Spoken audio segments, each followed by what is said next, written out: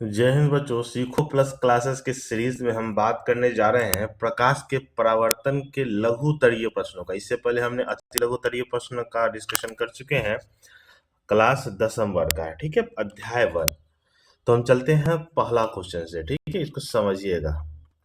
पहला क्वेश्चन आपका है लघुतरीय प्रश्न में कि अपसारी, समानांतर और अभिसारी किस किरण पुंज से आप क्या समझते हैं। तो ये सबकी बात, किरण पुंज की बात करें तो प्रकाश की किरणों के समूह को हम क्या कहते हैं, किरण पुंज कहते हैं। ये 3 प्रकार के होते हैं मुख्य रूप से।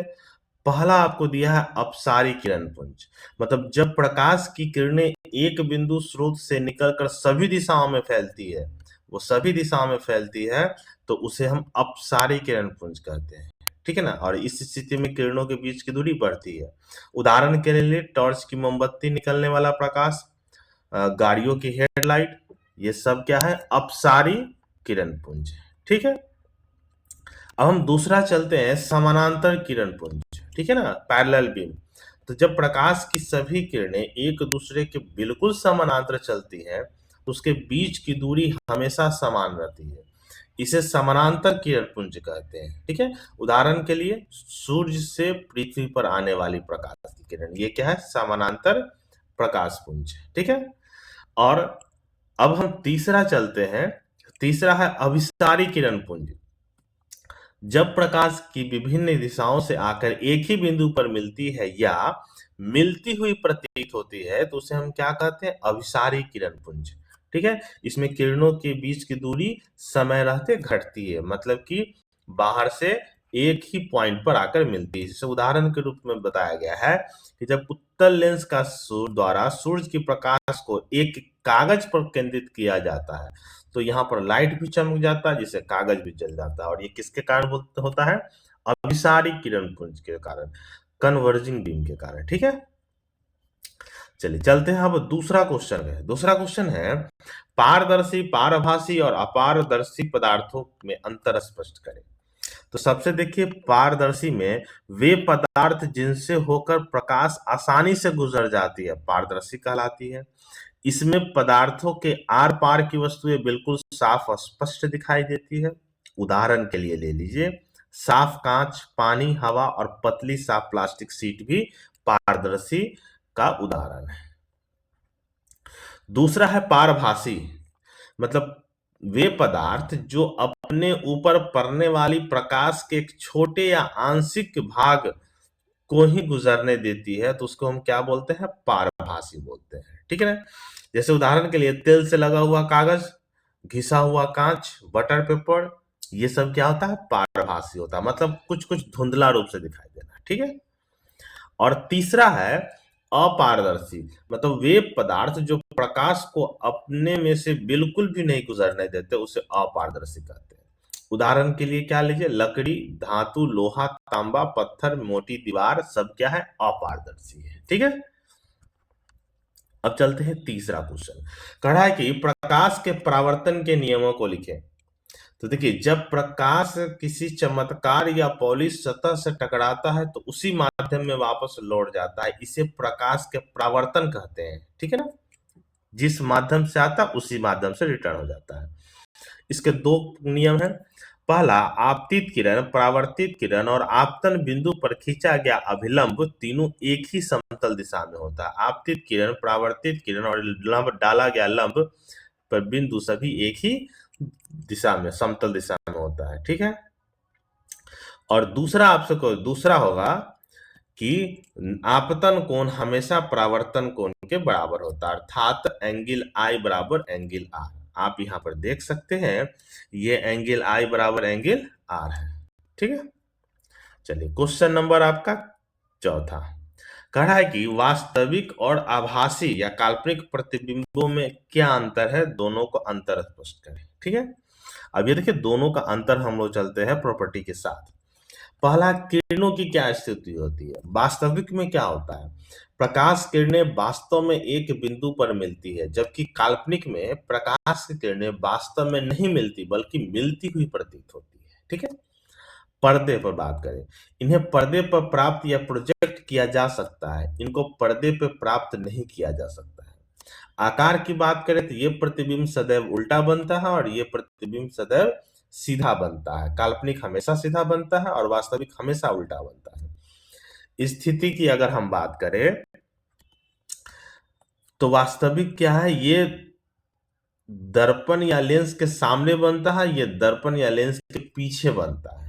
ठीक है, उदाहरण के लिए अगर हम बात करें, सिनेमा स्क्रीन पर चलने वाला चित्र अवतल दर्पण द्वारा वस्तु को फोकस के बाहर बनने पर रखा प्रतिबिंब है, जबकि समतल दर्पण घर के आईना में आपका अपना चेहरा दिखता है।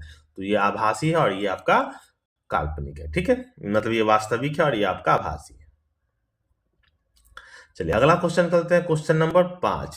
क्वेश्चन नंबर 5 आपसे कह रहा है कि समतल दर्पण द्वारा बने प्रतिबिंबों की किन्हीं 3 विशेषताओं का उल्लेख करें। ठीक है, तो समतल दर्पण से बना प्रतिबिंब के 3 मुख्य विशेषताएं हम यहाँ पर देखते हैं। ये आपका समतल दर्पण है, वस्तु जितनी दूरी पर है इमेज भी उतनी ही दूरी पर बनता है। आभासी और सीधा, मतलब समतल दर्पण में बनने वाला प्रतिबिंब हमेशा आभासी, जिसे पर्दे पर प्राप्त नहीं किया जा सकता, और सीधा होता है। ठीक है, वस्तु के आकार के बराबर, मतलब प्रतिबिंब का आकार हमेशा वस्तु के आकार के बिल्कुल समान होता है। और समान दूरी, प्रतिबिंब दर्पण के ठीक उतनी ही पीछे बनता है जितनी दूरी पर वस्तु दर्पण के सामने रखी होती है।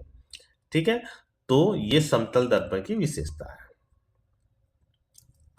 अगला क्वेश्चन आपसे बोला गया है अवतल और उत्तल दर्पण का अंतर स्पष्ट करें। ठीक है ना, अवतल और उत्तल दर्पण का, तो हम इसको देखते हैं। अवतल और उत्तल दर्पण के अंतर स्पष्ट में परावर्तक सतह, मतलब अवतल दर्पण में अंदर की ओर धंसी होती है, जबकि उत्तल दर्पण में बाहर की ओर धंसी होती है। अवतल दर्पण में वास्तविक और आभासी दोनों बनता है, जबकि उत्तल दर्पण में हमेशा आभासी प्रतिबिंब बनता है। प्रतिबिंब की आकार की बात करें तो बड़ा भी बनता है, छोटा भी बनता है, वस्तु के बराबर तीनों तरह का प्रतिबिंब बनता है अवतल दर्पण में, जबकि उत्तल दर्पण में हमेशा वस्तु से छोटा बनता है। प्रतिबिंब की दिशा आमतौर पर उल्टा बनता है, लेकिन पास लाने पर सीधा बनता है, लेकिन उत्तल दर्पण में हमेशा सीधा बनता है। ठीक है, अगला है अंतर्दृष्टि क्षेत्र। अवतल दर्पण हमेशा छोटा होता है और ये विस्तृत और बड़ा होता है। अवतल दर्पण को अभिसारी भी बोलते हैं और उत्तल दर्पण को अपसारी भी बोलते हैं। ठीक है, याद रखिएगा। ठीक है, याद रखिएगा, अवतल दर्पण को अभिसारी बोलते हैं, उत्तल दर्पण को अपसारी बोलते हैं। अवतल दर्पण का प्रयोग टॉर्च, वाहनों की हेडलाइट और डेंटिस्ट को दांत देखने में करते हैं, जबकि उत्तल दर्पण को वाहन के रिव्यू मतलब साइड मिरर के रूप में प्रयोग करते हैं और स्ट्रीट लाइट में प्रयोग करते हैं। तो ये था आपका अवतल दर्पण और उत्तल दर्पण में अंतर। क्वेश्चन नंबर 7 है गोलीय दर्पण की वक्रता त्रिज्या से आप क्या तात्पर्य होता है। देखिए, गोलीय दर्पण जैसे कि अवतल या उत्तल दर्पण में जिस खोखले गोले का एक भाग होता है उस गोले की त्रिज्या को ही दर्पण की वक्रता त्रिज्या कहते हैं। देखिए, ये वक्रता त्रिज्या आपका हुआ। ठीक है, गोलीय दर्पण का ध्रुव P होता है, वक्रता त्रिज्या C होता है, के बीच की दूरी को हम क्या बोलते हैं, वक्रता त्रिज्या कहते हैं। इसे अंग्रेजी अक्षर किससे डिनोट किया जाता है, R से डिनोट किया जाता है। ठीक है, वक्रता त्रिज्या दर्पण के फोकस दूरी की दुगुनी होती है। अगर हम गणितीय रूप से बात किया जाए तो R बराबर क्या होता है, 2f, या F बराबर होता है R/2। ठीक है, ये होता है वक्रता त्रिज्या का। अगला क्वेश्चन आपसे कि एक चित्र द्वारा किसी अवतल दर्पण के ध्रुव, फोकस दूरी, वक्रता केंद्र और मुख्य अक्ष को दर्शाए। ठीक है, अब यहाँ पर देखिए एक चित्र को दर्शाया गया है, ये एक अवतल दर्पण है जिसका अंदर का भाग धंसा हुआ है, इसको बोलते हैं हम मुख्य अक्ष। ये हो गया आपका वक्रता केंद्र, वक्रता केंद्र, ये हो गया आपका मुख्य फोकस, ये हो गया आपका ध्रुव जिसको P से डिनोट करते हैं। ये समानांतर किरण है और ये दर्पण से टकरा कर क्या मुख्य फोकस पर मिलती है। ठीक है, तो ये आपका चित्र है, इसको आप ड्रॉ कर सकते हैं अपने कॉपी में और इसका स्क्रीनशॉट लेकर हम आप बना सकते हैं। ठीक है, चलिए अगला क्वेश्चन आपका है क्वेश्चन नंबर 9। क्वेश्चन नंबर 9 कह रहा है कि उत्तल दर्पण का उपयोग वाहनों के साइड मिरर या पीछे देखने के आईने के रूप में क्यों किया जाता है। ठीक है, साइड मिरर के रूप में।